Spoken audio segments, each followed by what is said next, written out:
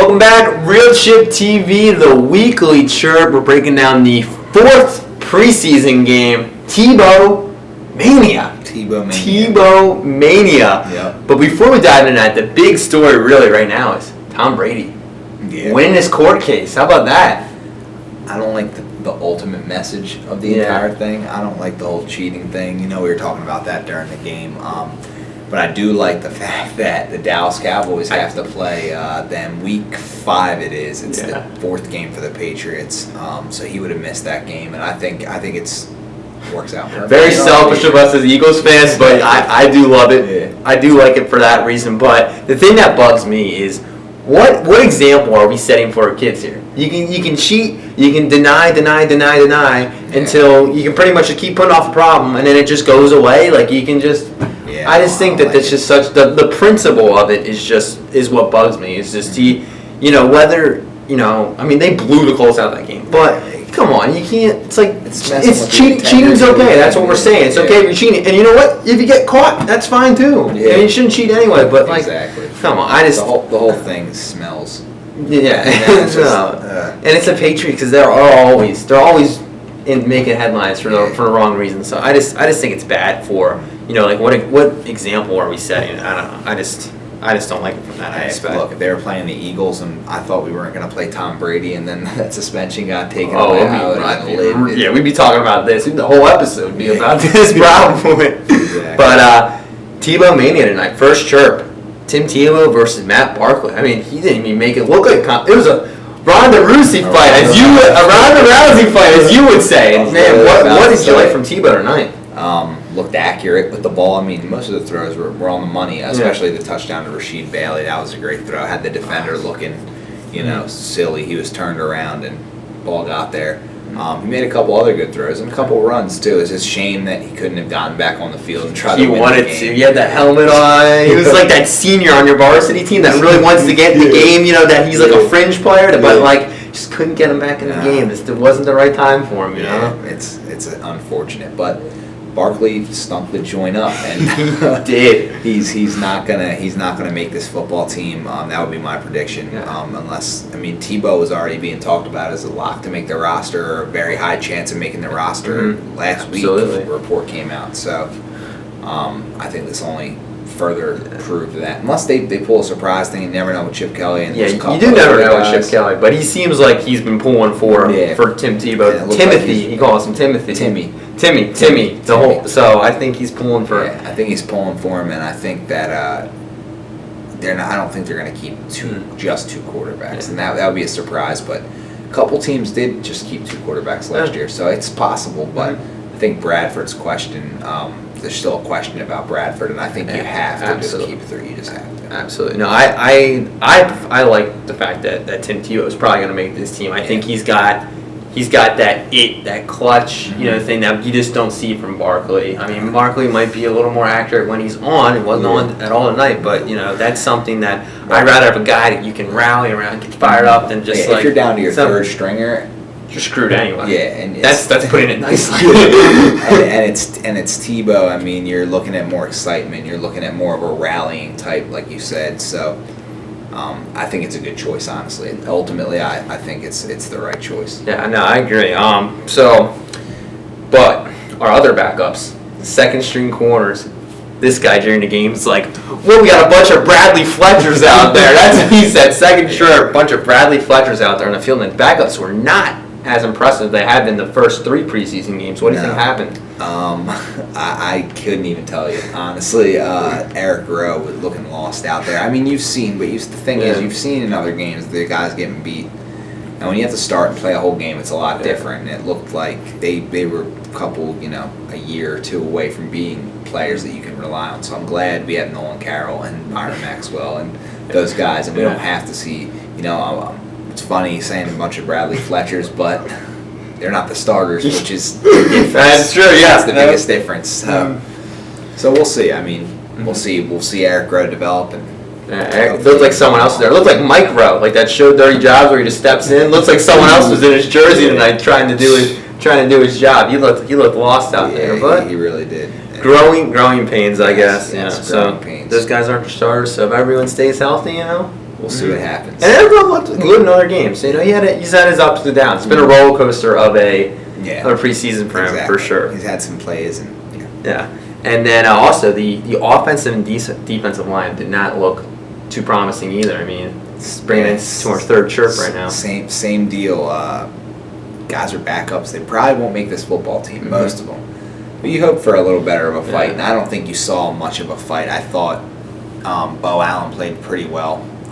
You know, I had a good quote on Twitter about Bo Allen. He says, Bo Allen, he's got a Kardashian butt. Yeah, Bo-Dashian. I'm calling him Bo-Dashian from now on. So, hey, you know, he uses the derriere to move the line. And honestly, he did play pretty well. He stepped in for Benny Logan and was the Benny Logan of the second unit. Oh, so. He looked great. Huh? Big guy, and 7th rounder too from 2014. Yes, this is his second year with the club. And he's going to make the team. He's going to be a primary backup, obviously, to Benny Logan. There's no other guy, but hopefully Benny can stick in there a lot, and Fletcher and Vinny Curry and Cedric Thornton and the starters, because these other guys they don't have the experience. They're not as polished of players, and they're just looking to improve, and it's disappointing to see him come out and play kind of flat like that. Yeah, it looked like the only people on defense that looked like they were playing it all was him and Kiko. Kiko at the beginning of the game, oh my God, he was everywhere. Well, he was all over the place. Forgot about Kiko. I know.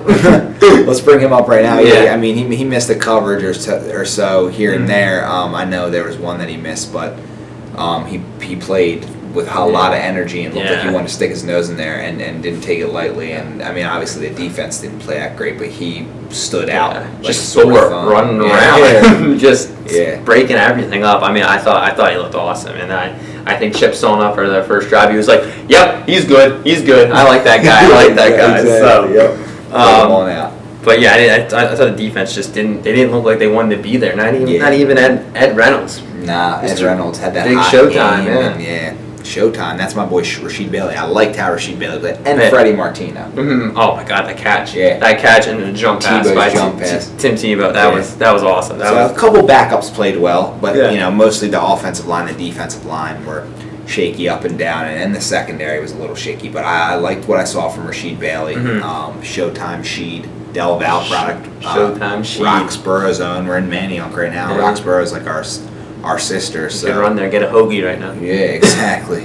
So that's awesome to see a guy like that have a chance to make the practice squad. So absolutely, we'll see. And Freddie Martino, he came out. He was assigned. He was assigned free agent after like the first couple weeks of camp or something, and he wasn't even in here. Yeah, and he came in here and just did his job. So channeling his Mario Manningham helmet catch right there. It was wasn't Manningham. It wasn't Manningham. David Tyree.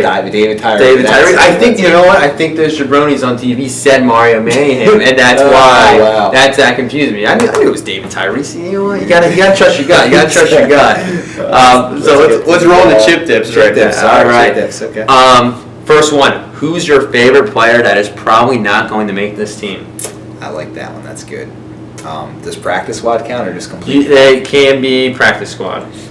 So the active roster, I don't think Rasheed Bailey's going to make it, and I'm going to have to go with him or Raheem Mostert. I think both of those guys. I think Mostert has a shot at being picked up. I think if Sheed goes to our practice squad, he'll stay there. But I think if Raheem Mostert, which he most likely will be, on our practice squad, I think he's going to get picked up. He's so fast. He's got an ability to be like somewhat of a DeAnthony Thomas from Kansas City, or like a Kenyon Barner from here. So I mean, it's almost like if Kenyon Barner wasn't here, it'd be most. Yeah, we would be talking about most likely on that. You got to keep that guy. And there's jabronis on TV.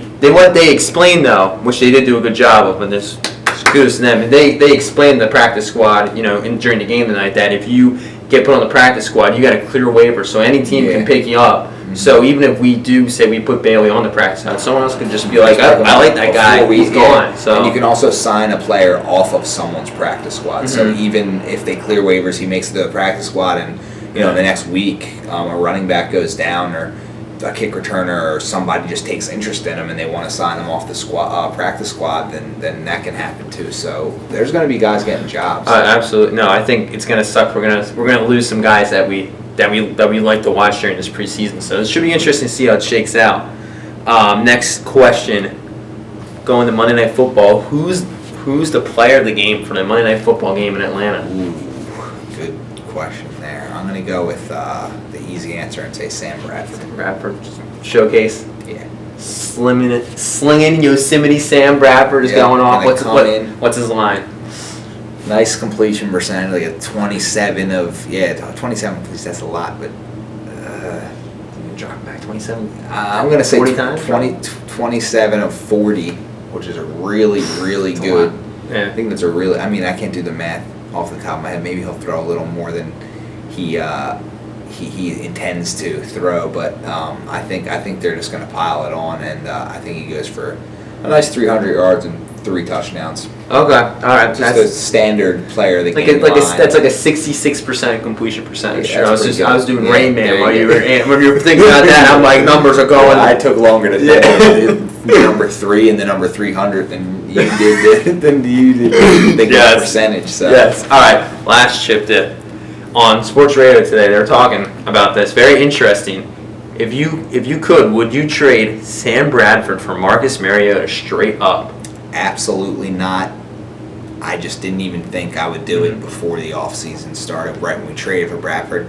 There was times where I fluttered back and forth thinking of the different ideas, but I really like Bradford. I think he's the real deal. He's got an elite arm, I think you go with Bradford. Vegas 8-1 odds to win after Bradford's game. The Eagles to win the Super Bowl. So I think you got to go with fourth in the league. I think you got to go with it. I mean, we wouldn't even be having this conversation if Bradford didn't just completely go off on that first game either. So it's a very interesting theory though, because they were talking about giving up everything, doing what the Redskins did to get RG3, which I did not want them to do to get Mariota. I wanted them to get Mariota, but I'm like, not at that expense. We have to pay that cost, and Bradford, it's rare to find a guy with that arm, and I'll take the risk on the injury to take him over a guy who might be a couple years from even being anything, if he's anything. So you never really know. I think you got to roll with Bradford, but it's definitely. I see the Mariota angle because that's someone that you could have, potentially if you got a franchise quarterback potentially. Not to mention, it's completely and utterly hypothetical. That's true too. Yeah, the way they were talking about it, it's like, the Titans are going to call us right now. We're going to have to make that decision. Sure you would, but guess what? It's not going to happen. Yeah. So, it's just not realistic. Yeah, that's why you look into this thing. You get so hyped into it. You're like, I wonder if that would happen. Yeah, but it's not going to happen. But before we wrap up, though, Adam Reed. Does that name anything to you or no? Now it does. Yeah, 4'5" running back from high school. If you guys haven't seen this, the 4'5" running back, varsity high school. He plays for American Heritage High School in Plantation, Florida. American Heritage, 19th ranked high school in the country according to Max Prep. So they rate all the high schools and stuff like that. So this is no scrub kid on some this is a good team. I see the highlights. We're rolling the highlights right now for you. The kid's just it's like Darren Sproles, like a baby Darren Sproles. It's like Darren Sproles negative 2.0 because of his height. I know. He's like Darren Sproles 2.0, but he's small, so it's like negative. The thing is, I can't imagine trying to see him through all the people. Yeah, that's probably weird. I can't find them. We saw his highlights. He squirts around out there. I'm sure he's not absolute. I mean, the 95 pounds. Yeah, the highlight tape's kind of short, so I'm sure we're not missing out on LaDainian Tomlinson 1,800 yards and 30 touchdowns. But I mean, you gotta. I'm sure he gets lit up once in a while. I want gas in my chest. It's those tacos you eat. Yeah, I had tacos during the game. So it looks good. Yeah. Think about this: a taco. All right, real quick, a taco and an egg roll. If you put an egg roll on a taco, I wanted you to do that, but you didn't do that. I feel like that. I think it's something to look into. Maybe next time during the Monday night game, we'll try it. Yeah, I don't know. You can try it. All right, I'll try it. But that kid though, that's crazy. Yeah, Adam Reed. He's got it going on, and we wanted to give a shout out to him because it's a cool story that he's got going. Quote before we go. This is him from Adam Reed. I'm a little undersized, but it's whatever. I don't let my size stop me from doing anything. I like that. And that's from the Miami Herald. That's good. That's going to wrap it up for us. Real Chip TV.